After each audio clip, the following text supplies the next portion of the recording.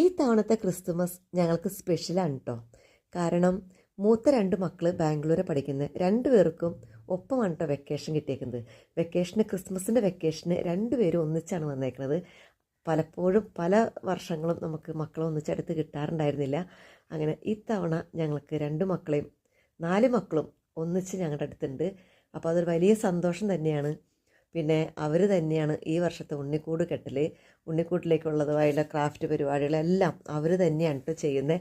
എന്നോട് കിച്ചണിലെ പരിപാടികൾ മാത്രം നോക്കിയാൽ മതി, ബാക്കിയുള്ള കാര്യങ്ങൾ ഞങ്ങൾ ഏറ്റെടുത്തോളാം എന്ന് പറഞ്ഞിട്ടുണ്ട് കേട്ടോ.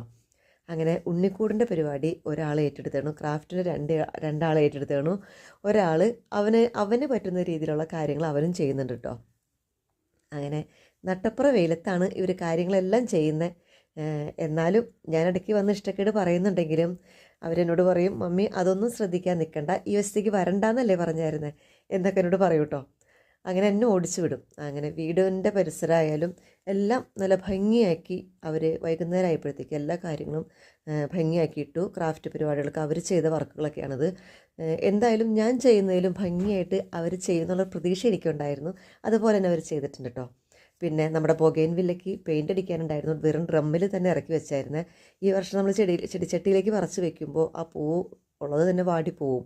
അപ്പോൾ അതുകൊണ്ട് തന്നെ നമ്മളത് പറിച്ച് വയ്ക്കുന്നില്ല, ആ ഡ്രമ്മിന് പെയിൻ്റ് അടിക്കാമെന്ന് മുന്നേ തീരുമാനിച്ചിട്ടുണ്ടായിരുന്നു. അത് രണ്ടാമത്തെ മോളത് പെയിൻ്റ് അടിച്ച് തരുകയും ചെയ്തു. പിന്നെ 4 മക്കളും എല്ലാവരും കൂടി ഒന്നിച്ച് കൂടിയപ്പോൾ നമ്മുടെ വീട്ടിൽ തന്നെ ഇപ്പോൾ ഒത്തിരി ആൾക്കാരുള്ള പോലെ ഞങ്ങൾക്ക് തോന്നുന്നുണ്ട്. മക്കൾ നമ്മുടെ കൂടെ ഉള്ളപ്പോൾ നമുക്കൊരു വലിയ സന്തോഷം തന്നെയല്ലേ. അവർക്ക് വെച്ച് വിളമ്പി കൊടുക്കുക, അതൊക്കെ ഒത്തിരി സന്തോഷമുള്ളൊരു കാര്യമാണ് കേട്ടോ എനിക്ക്.